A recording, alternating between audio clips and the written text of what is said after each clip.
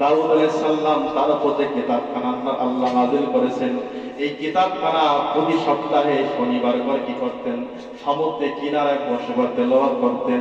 আল্লাহ কণ্ঠের মধ্যে এত মধু দিয়েছেন, এত জাদু দিয়েছেন, এত সমষ্টি বাসি দিয়েছেন। কোরআন ওই দাউদ আলাইহিস সালামের কিতাবে ঝংকার যখন সুরের মধু যখন কণ্ঠটা বাইর হয়ে যাইত, সমুদ্রের মাছগুলো, সমুদ্রের প্রজাপতি, সমুদ্রের প্রাণীগুলো ঠিক থাকতে পারত না।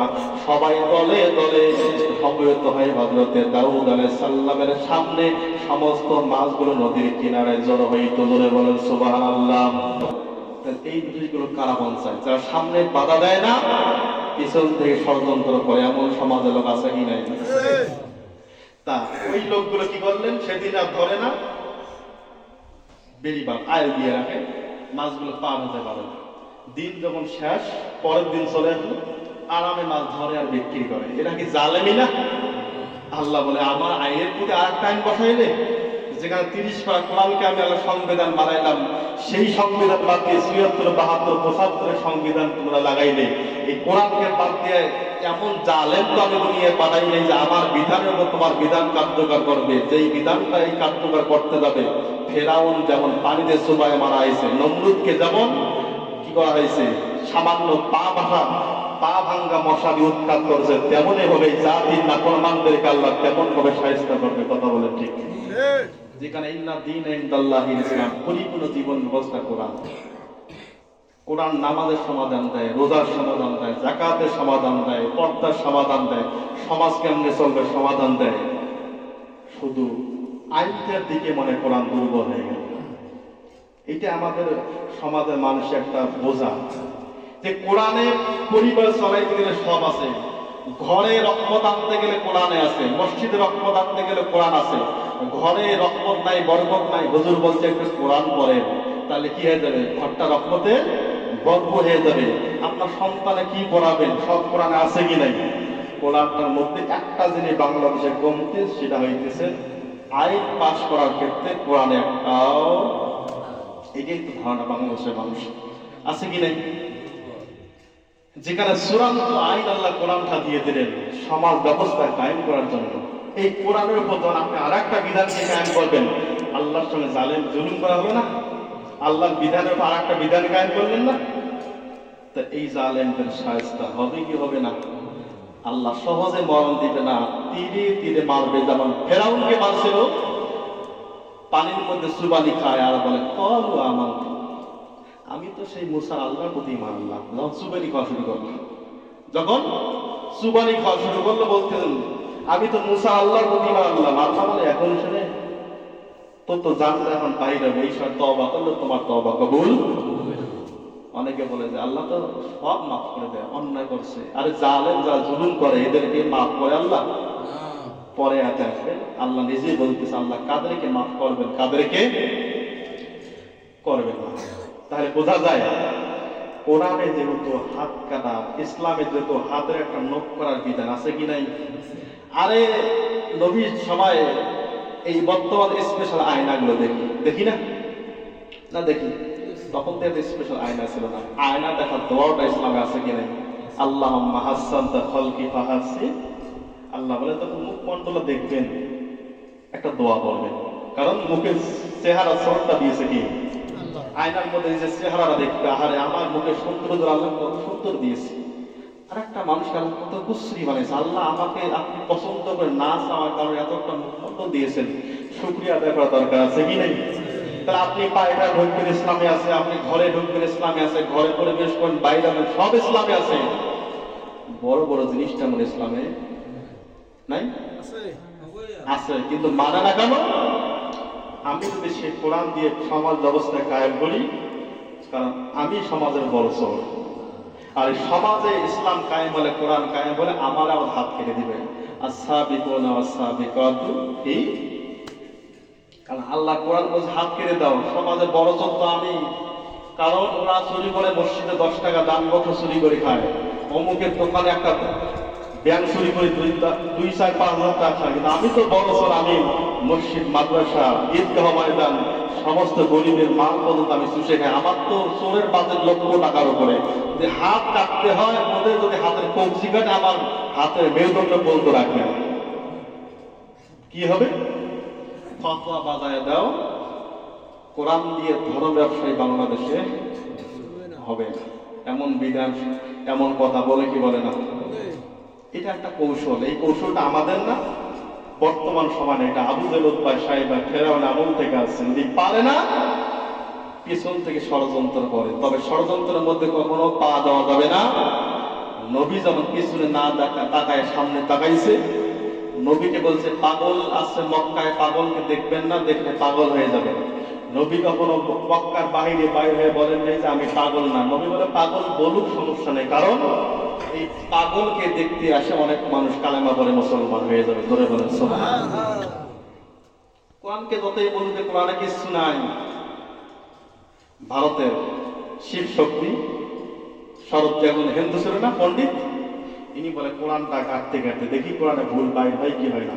কোরআনটা খুঁজতে খুঁজতে খুঁজতে খুঁজতে যখন সূরাতুল ফাতিহা বিসমিল্লাহ থেকে সূরা নাস সাদাকাল্লাহ পর্যন্ত পড়লেন, আহারে এমন একটা বিধান, এই বিধান আমি শুরু থেকে শেষ পর্যন্ত দেখলাম একটা হরফে একটা বরকতের এফিশিয়েন্ট দেখলাম না। আর মহাভারত বাংলা ভারতের জমিনে যে কিতাবগুলো আমরা পড়ি, এদের এক এক কারখানা এক একটা কবি, যার কবি একজনের সঙ্গে আরেকজনের মেলে না। এই কোরআনের সন্দেহ আমি ভুল বাইরে করার জন্য আমি আসছিলাম, কিন্তু ভুল তো নাই। তখন বাধ্য হয়ে কি করলেন? স্বীকার করলেন মুসলমানের কোরআনে ভুল। আল্লাহ বলে ইন্নাল মুত্তাকিনা ফি জান্নাতিন ওয়া নাঈম। মুত্তাকিদের জন্য আল্লাহ এমন এক জান্নাত স্পেশাল বানাই দিয়েছেন, যে জান্নাতে রহমত বরকতে ভরপুর। জোরে বলেন সুবহানাল্লাহ। মুত্তাকি হতে গেলে আল্লাযীনা ইউমিনুনা বিল গায়ব, অদৃশ্যের প্রতি বিশ্বাস আনা দরকার আছে কি নাই? সমাজ ব্যবস্থা কায়েম করার জন্য অনেক ওয়াজ করে নাই?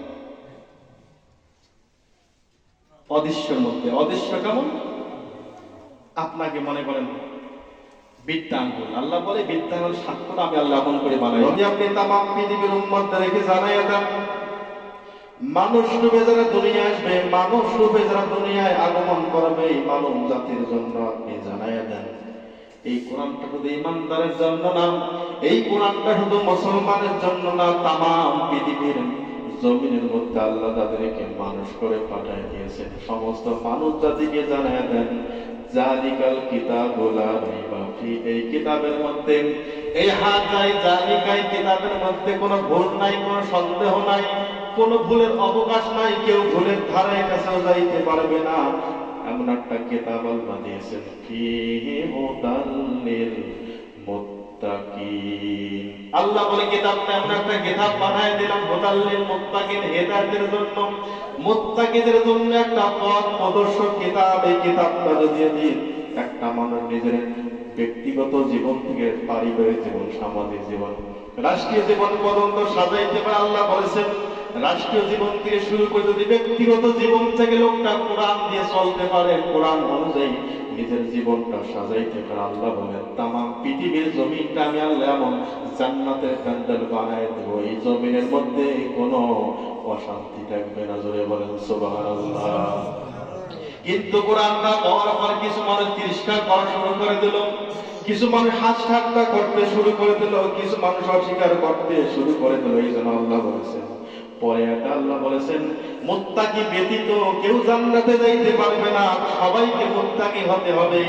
আর মুত্তাকি কেমন করে হওয়া যায় আল্লাহ তাআলা পরে আয়াতে পৃথিবীর মানুষগুলোকে জানিয়ে দিয়ে বলতেছেন, আল্লাযীনা ইউমিনুনা বিল গায়বি ওয়া ইউকিমুনাস সালাত ওয়া মিম্মা রাযাকনাহুম ইউনফিকুন।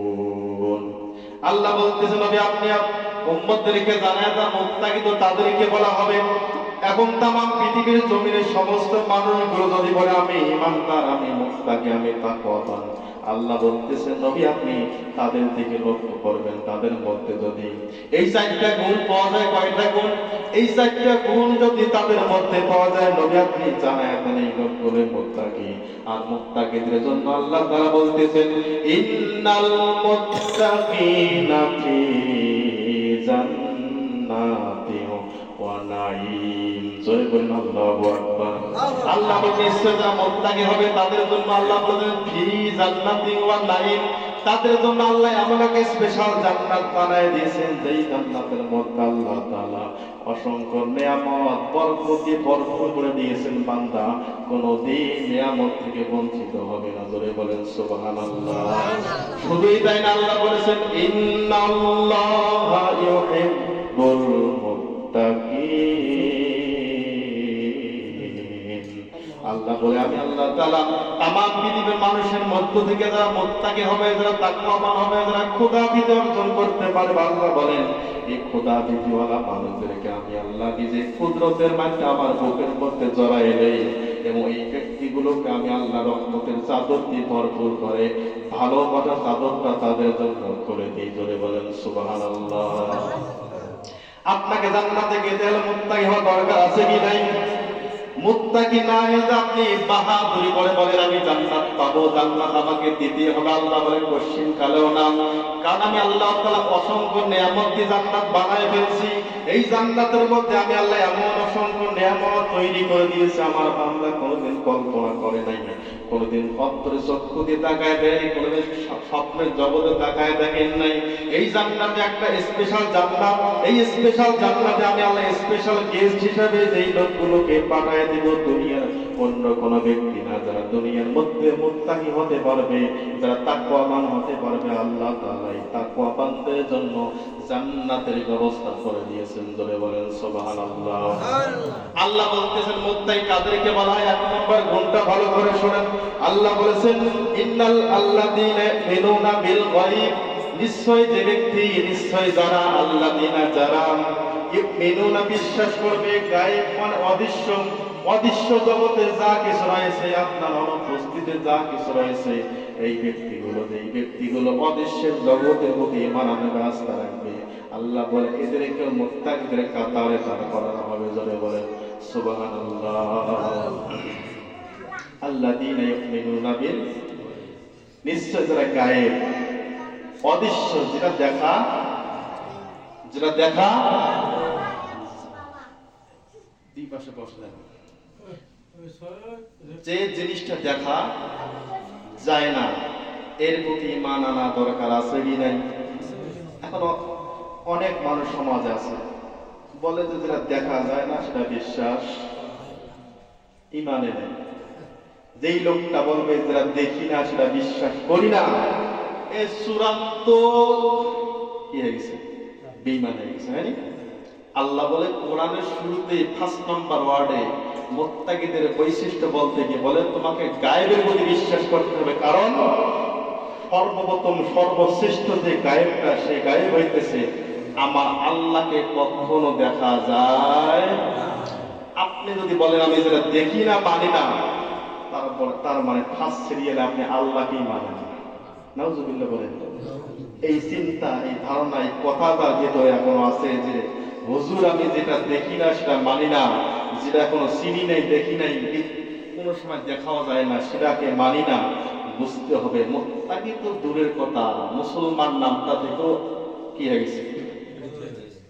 খারিজ হয়ে গেছে। কার কথা? অদৃশ্যের প্রতি বিশ্বাস আনা দরকার আছে কি নাই? আছে না? 90% মুসলমান অদৃশ্যের প্রতি অবিশ্বাস। এখন প্রশ্ন আসতে পারে অবিশ্বাস কেমনে হয়? আমরা সবাই নামাজি, সবাই আল্লাহকে ভয় করি।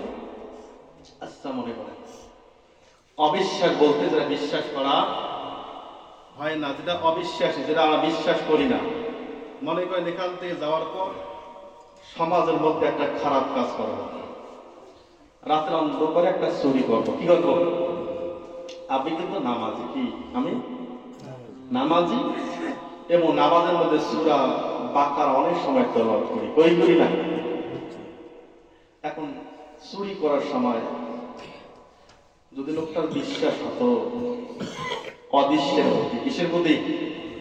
অদৃশ্যের প্রতি যদি বিশ্বাস থাকতো, তার মানে অদৃশ্য যদি আল্লাহকে দেখা যায়, আল্লাহ আমাকে দেখতেছেন, আল্লাহ আমাদের দিকে তাকায় আছেন, কখনো চোখের পলক,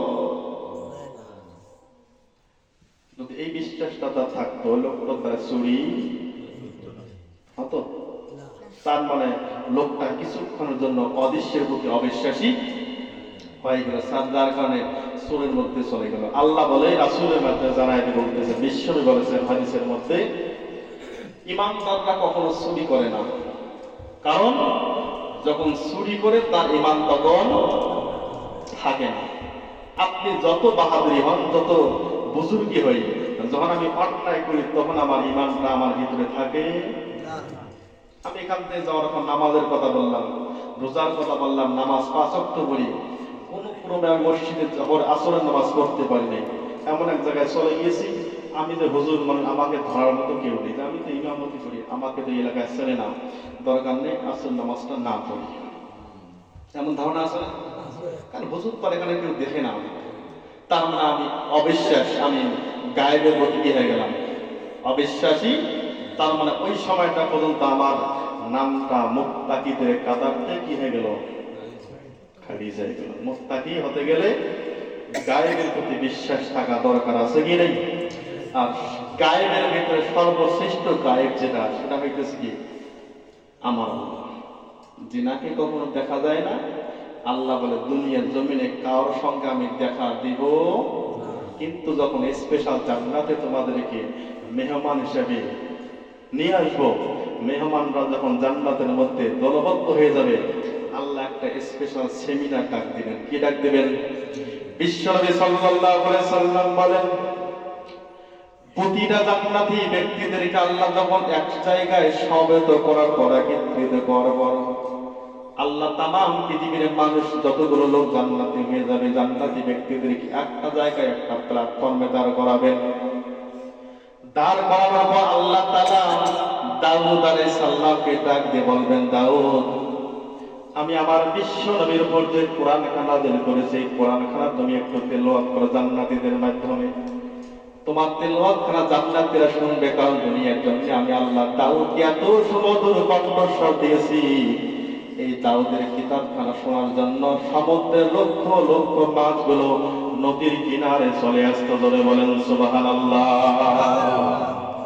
দাউদ আলাইহিস সালাম তার উপর যে কিতাবখানা আল্লাহ নাযিল করেছেন, এই কিতাবখানা প্রতি সপ্তাহে শনিবার করে কি করতেন, সমুদ্রের কিনারায় বসে তেলাওয়াত করতেন। আল্লাহ কণ্ঠের মধ্যে এত মধু দিয়েছেন, এত জাদু দিয়েছেন, এত সমষ্টি ভাষী দিয়েছেন। কোরআন ওই দাউদ আলাইহিস সালামের কিতাবে ঝংকার যখন সুরের মধু যখন কণ্ঠটা বাইর হয়ে যাইত, সমুদ্রের মাছগুলো, সমুদ্রের প্রজাপতি, সমুদ্রের প্রাণীগুলো ঠিক থাকতে পারতো না, সবাই দলে দলে সমবেত হয়ে হযরতে দাউদ আলাইহিস সালামের সামনে সমস্ত মাছগুলো নদীর কিনারায় জড়ো হইত। জোরে বলেন সুবহানাল্লাহ। সেই সময় কিছু ফাসিক ছিল, কিছু বেঈমান ছিল, নাফরমান ছিল। এই জন্য আল্লাহ বলেন, যেহেতু আমার কিতাবটা শোনার জন্য দাউদের চতুর্দিকে মাছগুলো ভিড় জমায়, এই জন্য আল্লাহ সেই দিন সেই জাতির জন্য মাছ ধরাকে নিষিদ্ধ করে দিলেন, আইনের মধ্যে বিরোধিতা করে দিলেন। আল্লাহ বলে, এই দিন তোরা মাছ ধরতে পারবে না। কিন্তু বেঈমান নাফরমান ফাসিক গুলো করলেন কি, সেই দিন মাছগুলো না ধরার জন্য পিছন দিক থেকে বেড়িবাঁধ দিলেন। বেড়িবাঁধ দেওয়ার পর যখন মাছগুলো নবীর কণ্ঠে যখন তেলাওয়াত শোনার পর যখন রওনা হবে আটকিয়ে গেল, সেদিন কিন্তু তারা ধরলো না। কিন্তু ওই দিনটা পার হওয়ার পরের দিনে তারা ধরলো। আল্লাহ যখন তাদের অবাধ্যতা দেখতে পারলেন, আল্লাহ বলে, এদেরকে দুনিয়ার জমিনে মানুষ রাখা যাবে না, এদেরকে বান্দর বানায় দাও। জোরে বলেন নাউযুবিল্লাহ। আয়াত নাযিল করলেন যে এইটা দিন, এই দিনটার মধ্যে মাছ ধরা যাবে, কারণ এই দিনের জন্য সমস্ত মাছগুলো কিতাবের তেলাওয়াত শুনে নেয়। এই দিন বাদ দিয়ে তোমরা যে কোনো দিন মাছ ধরবে। এরা কৌশল করিয়া ষড়যন্ত্র, জানেন না কেমন করে মসজিদের লোকগুলোকে আঘাত করা যাবে, কেমন করে দর্শক কোরআনে আঘাত করা যাবে, কেমন করে মানুষকে কোরআন থেকে বঞ্চিত করা যাবে। এরা সামনে বাধা দেয় না, পিছনে কৌশল খাড়ায় না। হ্যাঁ, মাঝে মাঝে মসজিদে নোটিশ দেওয়া হয়, এই বক্তব্য দেওয়া যাবে না, এই সম্পর্কে কথা বলা যাবে না। এই বিষয়গুলো কারা বাঞ্চায়? যারা সামনে বাধা দেয় না, পিছন থেকে ষড়যন্ত্র করে, এমন সমাজের লোক আছে কি নাই? তা ওই লোকগুলো কি করলেন, সেদিন আর ধরে না, বেড়িবাঁধ আয় দিয়ে রাখে, মাছগুলো পার হতে পারে না। দিন যখন শেষ, পরের দিন চলে আসলো, আরামে মাছ ধরে আর বিক্রি করে। এটা কি জালেমি না?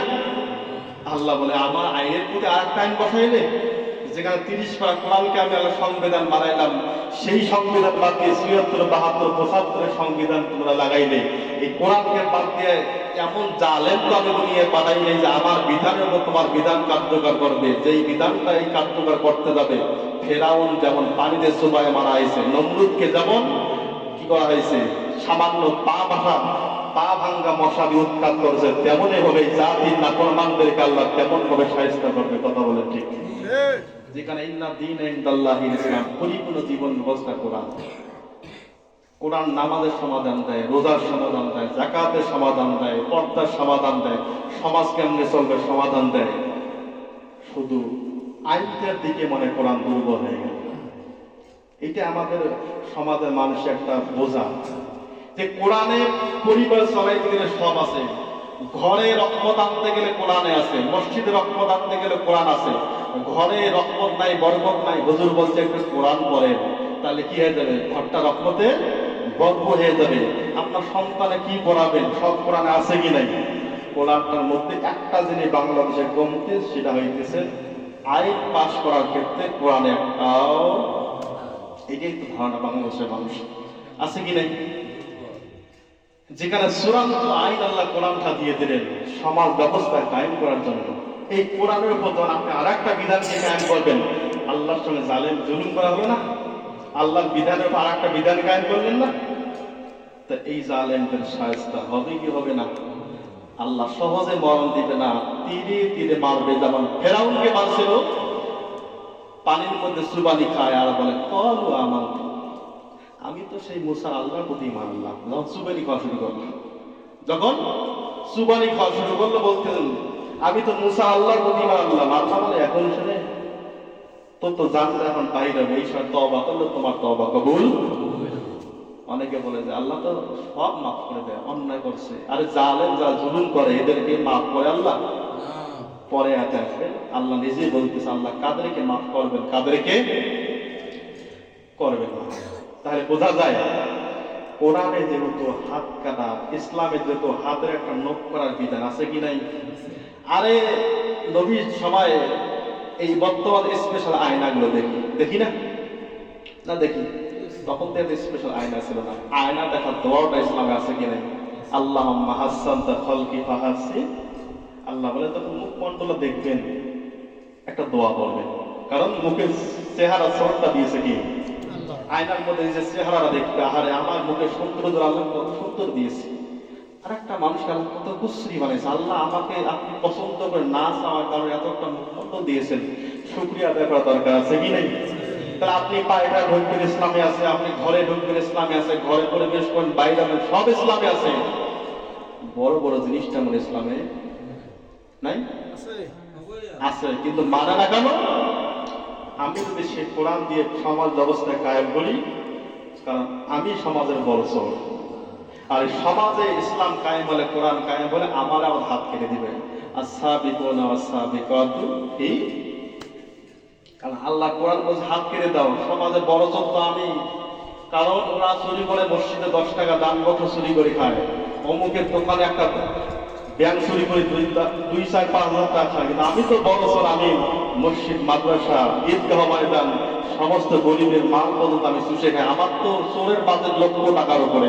যে হাত কাটতে হয়, ওদের যদি হাতের কবজি কাটে, আমার হাতের মেরুদণ্ড পর্যন্ত রাখবে না। কি হবে? ফতোয়া বাজায় দাও, কোরআন দিয়ে ধর্ম ব্যবসায়ী বাংলাদেশে হবে না। এমন বিধান, এমন কথা বলে কি বলে না? এটা একটা কৌশল। এই কৌশলটা আমাদের না, বর্তমান সময় এটা আবু জেল উতবা সাহেব ফেরাউন আমল থেকে আসছে। যদি পারে না, পিছন থেকে ষড়যন্ত্র করে, তবে ষড়যন্ত্রের মধ্যে কখনো পা দেওয়া যাবে না। নবী যখন পিছনে না তাকায় সামনে তাকাইছে, নবীকে বলছে পাগল আছে মক্কায়, পাগলকে দেখবেন না, দেখলে পাগল হয়ে যাবে। নবী কখনো মক্কার বাইরে বাইরে হয়ে বলেন নাই যে আমি পাগল না। নবী বলে পাগল বলুক, সমস্যা নেই, কারণ এই পাগলকে দেখতে আসে অনেক মানুষ কালেমা পড়ে মুসলমান হয়ে যাবে। ধরে বলেন সুবহানাল্লাহ। কোরআনকে যতই বলতে, কোরআনে কিছু নাই। ভারতের শিব শক্তি শরৎ, যেমন হিন্দু ছিল না পণ্ডিত, ইনি বলে কোরআনটা কাটতে কাটতে দেখি কোরআনে ভুল বাইর হয় কি হয় না। কোরআনটা খুঁজতে খুঁজতে খুঁজতে খুঁজতে যখন সূরাতুল ফাতিহা বিসমিল্লাহ থেকে সূরা নাস সাদাকাল্লাহ পর্যন্ত পড়লেন, আহারে এমন একটা বিধান, যে বিধান আমি শুরু থেকে শেষ পর্যন্ত দেখলাম একটা হরফে একটা বরকতের এফিশিয়েন্ট দেখলাম না। আর মহাভারত বাংলা ভারতের জমিনে যে কিতাবগুলো আমরা পড়ি, এদের এক এক কারখানা এক একটা কবি, যার কবি একজনের সঙ্গে আরেকজনের মেলে না। এই কোরআনের সন্দেহ আমি ভুল বাইর করার জন্য আমি আসছিলাম, কিন্তু ভুল তো নাই। তখন বাধ্য হয়ে কি করলেন, স্বীকার করলেন মুসলমানের কোরআনে ভুল। আল্লাহ বলে ইন্নাল মুত্তাকিনা ফি জান্নাতিন ওয়া নাঈম, মুত্তাকিদের জন্য আল্লাহ এমন এক জান্নাত স্পেশাল বানাই দিয়েছেন, যে জান্নাতে রহমত বরকতে ভরপুর। জোরে বলেন সুবহানাল্লাহ। মুত্তাকি হতে গেলে আল্লাযীনা ইউমিনুনা বিল গায়ব, অদৃশ্যের প্রতি বিশ্বাস আনা দরকার আছে কি নাই? সমাজ ব্যবস্থা কায়েম করার জন্য অনেক ওয়াজ করে নাই? অদৃশ্যের মধ্যে অদৃশ্য কেমন? আপনাকে মনে করেন বৃত্তাঙ্গুল, আল্লাহ বলে বৃত্তাঙ্গুল সাক্ষ্যটা আমি আল্লাহ এমন করে বানাইলাম, কারো সঙ্গে কারো সাক্ষ্য মিলবে। আমি যতই হুজুর বলি, ইসলামী শাসন ব্যবস্থা কায়েম করার জন্য যখন বাক্স দেবে, ওই বাক্সের মধ্যে যা খেয়াল করবে, হুজুর তো এখানে সামনে নেই, হুজুর যতই ওয়াজ করবে সামনে তো অদৃশ্য হয়েছে, গায়েবে চলে গেছে। এখন যা করব সেটা আমি একমাত্র জানবো, কারণ এখানে খবর নেওয়ার কেউ। আল্লাহ বলে সেদিন ধোঁকা দিলে, আল্লাহ বলে ইন্নাল্লাযীনা কাফারু সাওয়াউন আলাইহিম আনজারতাহুম আম লাম তুনজিরহুম লা। এরা এমন এক কাফের, এরা এমন এক কুফরি করে, এমন এক বেঈমান। এরা নবী আপনি এদেরকে সতর্ক বার্তা দিলেও কিছু আসবে না, না দিলেও কিছু হবে না, কারণ ওয়াহুম লা ইউমিনুন, এরা কখনো আপনার উপর ঈমান আনবে না। এমন মত যদি আজও বাংলাদেশে কোন মানুষের থাকে যে হুজুর যতই ওয়াজ করুন আমার জায়গায় আমি অনড় থাকবো, আমার জায়গায় আমি ঠিক থাকবো, আমি পরিবর্তন রাস্তায় হাঁটবো না, আল্লাহ বলে এই আয়াতটা তাদের জন্য। জোরে বলেন নাউযুবিল্লাহ। এমন চিন্তা থাকলে আল্লাহর রাস্তায় আমি অনুরোধ করি, ফিরে আসে আল্লাহ কোরআনের পথে। যেই কোরআনটাতে জীবন সাজাইলে মুত্তাকি হওয়া যায়। মুত্তাকি হলে মুত্তাকিদের জন্য আল্লাহ স্পেশাল জান্নাত বানাই দিয়েছেন। জোরে বলেন সুবহানাল্লাহ। কেমন জান্নাত? ইন্নাল মুত্তাকিনা ফি জান্নাতিন ওয়া উয়ুন, মানে আমরা এক জান্নাতই বানাইছে আল্লাহ। আল্লাহ বলে আমরা এক জান্নাত তৈরি করেছি, যে জান্নাতের মধ্যে অসংখ্য ঝর্ণা থাকবে। অসংখ্য ঝর্ণা দেখে মানুষ জান্নাতীগুলো মনোমুগ্ধ হয়ে যাবে। জোরে বলেন সুবহানাল্লাহ। ঝর্ণা আলো জান্নাত, চান কি চান না? নেয়ামত কোন জান্নাত, চান কি চান না? চাইতে গেলে মানতে হবে কি 30 পারা। 30 পারা এই কোরআনে 82 জায়গায় নামাজ আছে। কত জায়গায়? আর রোজার কথা ডাইরেক্ট একটা আয়াত দিয়ে স্পষ্ট খাস করে দিয়েছে পর্যায়ে, কুতিবা আলাইকুমুস। অথচ এই কোরআনটার মধ্যে 600 জায়গার উপরে, কয়শো জায়গা? 600 জায়গার উপরে বলছে আনাকিমুদ্দিন, তোমরা সমাজ ব্যবস্থা কোরআন দিয়ে চলাও, কোরআন দিয়ে প্রতিষ্ঠিত করো, কোরআন দিয়ে সংবিধান কায়েম করো। এই বেলা আমরা সেই কোরআনের আয়াতগুলোকে স্বীকার করি, সব মানে এটা মানবো। আল্লাহ আমাদের সকলকে বোঝার তৌফিক যেন দান করে। বুঝবেন তো ইনশাআল্লাহ। আমা আলাইনা ইল্লাল বালাগ। আসসালামু আলাইকুম ওয়া রাহমাতুল্লাহ।